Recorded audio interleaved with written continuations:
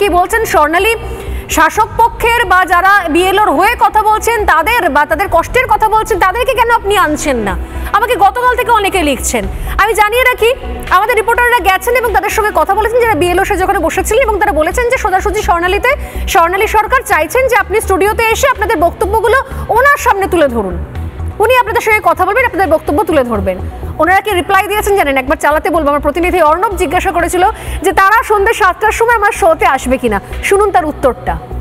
দীর্ঘ প্রক্রিয়া 1 মাসের মধ্যে সম্ভব নয়। আমরা সময় বাড়ানোর জন্য দাবি করছি, ডেটা এন্ট্রি অপারেটর আলাদা রাখার জন্য দাবি করছি এবং দরকার হলে আরো বিএলও নিয়োগ করা হোক। আমাদের চ্যানেলে আজকে 7টা থেকে একটা শো আছে, এই শোটা আপনাদের এইটা নিয়ে যাবেন আমাদের চ্যানেলে, মানে শোতে যিনি আছেন মহিদুলদা, উনি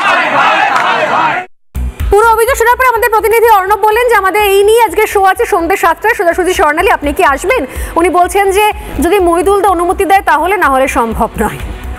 এই হচ্ছে অবস্থা।